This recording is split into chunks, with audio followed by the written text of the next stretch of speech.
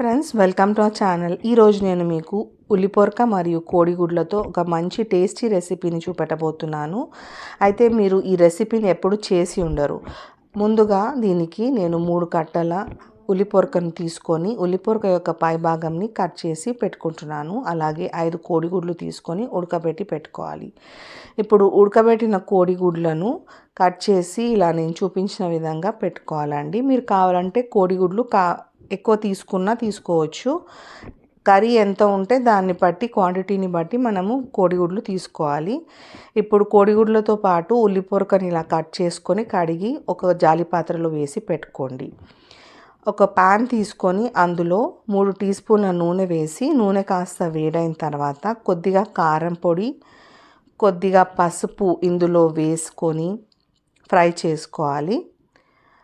ఈ రెండింటిని వేసి ఫ్రై చేసిన తర్వాత మనము ఉడకబెట్టి పెట్టుకున్న కోడిగుడ్లు ఉన్నాయి కదండి, వాటిని ఇందులో వేసి 2 వైపులా బాగా డ్రై అయ్యేంత వరకు ఫ్రై చేసుకోవాలి.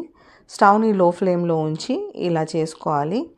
ఇప్పుడు నేను చూపించిన విధంగా కోడిగుడ్లను ఇలా వేసుకొని ఫ్రై చేసుకోండి. 2 వైపులా డ్రై అయిపోవాలన్నమాట. ఇలా ఎందుకు చేస్తున్నానంటే కర్రీలో మంచి టేస్ట్ యాడ్ అవుతుందన్నమాట. మంచి ఫ్లేవర్ కూడా వస్తుంది కర్రీకి. ఉత్తగా కోడిగుడ్లు వేస్తే అంత ఫ్లేవర్ ఇంకా టేస్ట్ రాదు కాబట్టి నేను ఇలా చేసి చూపిస్తున్నాను మీకు. ఇప్పుడు మరోవైపు తిప్పుకుంటున్నాను. తిప్పిన తర్వాత చూసారు కదా, ఆయిల్ మొత్తం అంతా డ్రైగా అయిపోయింది. ఇప్పుడు కోడిగుడ్లు కూడా డ్రై అయిపోయాయి. ఇలాంటి టైంలో మనము కోడిగుడ్లను ఒక ప్లేట్లోకి ట్రాన్స్ఫర్ చేసుకొని పక్కకు పెట్టుకోవాలి. ఇప్పుడు ఇవి ప్లేట్లో వేసుకున్న తర్వాత మరో ఫ్రైయింగ్ పాన్ తీసుకొని అందులో 3 టేబుల్ స్పూన్ల నూనె వేసి నూనె కాస్త వేడైన తర్వాత 1/2 టీ స్పూన్ వరకు జీలకర్ర ఇందులో వేసుకొని బాగా ఫ్రై చేసుకోండి. ఇప్పుడు 1 టీ స్పూన్ అల్లం వెల్లుల్లి పేస్ట్ తీసుకొని ఇందులో వేసుకోండి. ఇవి రెండింటిని బాగా ఫ్రై చేసిన తర్వాత ఒక మీడియం సైజ్ ఉల్లిపాయలను సన్నగా తరిగి ఇందులో వేసుకొని ఒకసారి మళ్ళీ కలుపుకొని ఫ్రై చేసుకోవాలి. ఈ 3 ఫ్రై అయిన తర్వాత మనం కట్ చేసి పెట్టుకున్న ఉల్లిపొరకను ఇందులో వేసి ఫ్రై చేసుకోవాలి. ఉల్లిపొరక మనకు చలికాలంలో చాలా ఎక్కువగా దొరుకుతుంది కాబట్టి ఇది ఇంకా ఆరోగ్యానికి కూడా చాలా మంచిది. కాబట్టి ఈ రెసిపీ ఇలా ట్రై చేసి చూస్తే మీకు చాలా టేస్టీగా ఉంటుంది. మీరు ఒకసారి తప్పకుండా ట్రై చేసి చూడండి. మీ ఇంటిల్లిపాదికి నచ్చుతుంది. మీరు మీ కమెంట్స్ని మాకు తెలియచేయండి. అలాగే మా ఛానల్ని సబ్స్క్రైబ్ చేసుకోవడం మర్చిపోకండి. ఇప్పుడు ఉల్లిపొరకను అంతటిని ఒకసారి కలిపిన తర్వాత ఒక 1/2 కప్పు వరకు పచ్చి బఠానీ తీసుకొని ఇందులో వేసుకోండి.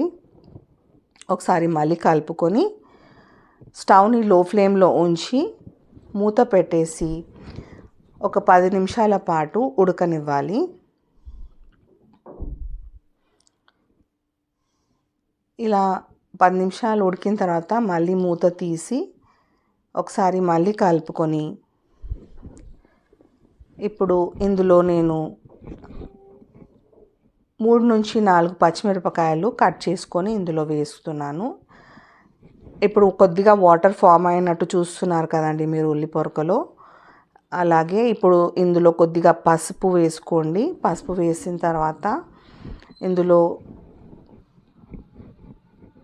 మూత పెట్టేసి దీనిపైన మళ్ళీ ఒక 10 నిమిషాలు ఉడకపెట్టి మూత తీసి ఒకసారి మళ్ళీ కలుపుకొని ఇందులో నేను ఇప్పుడు 1 టీ స్పూన్ కారం పొడి వేస్తున్నాను. మీరు కావాలంటే ఎక్కువ కూడా వేసుకోండి. 1 టీ స్పూన్ ధనియాల పొడి, 1/2 tea spoon garam masala powder, ఇవన్నీ వేసి ఒకసారి బాగా కలుపుకొని ఫ్రై చేసుకోండి. ఇప్పుడు ఇవన్నీ కలిపిన తర్వాత మళ్ళీ మూత పెట్టి ఒక 10 నిమిషాల పాటు ఉడకనిద్దాము. ఇప్పుడు 10 నిమిషాల తర్వాత మూత తీసి చూసి ఒకసారి మళ్ళీ కలుపుకోండి. తర్వాత నెక్స్ట్ ఇప్పుడు ఇందులో రుచికి తగినంత ఉప్పు నేను యాడ్ చేసుకుంటున్నాను.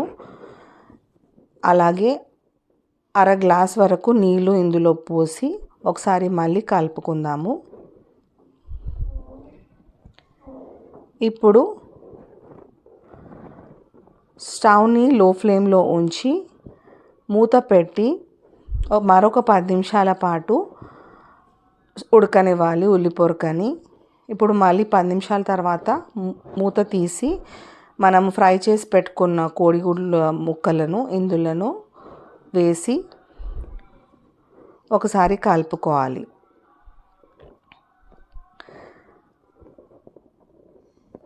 కలిపిన తర్వాత ఇప్పుడు మళ్ళీ మూత పెట్టి ఒక 5 నిమిషాల పాటు లో ఫ్లేమ్లో స్టవ్ని ఉంచి ఉడకనివ్వాలి. ఇప్పుడు ఒక 5 నిమిషాల తర్వాత తీసేసి మూత తీసి మళ్ళీ ఇందులో కొత్తిమీర యాడ్ చేసుకోండి చివరిగా.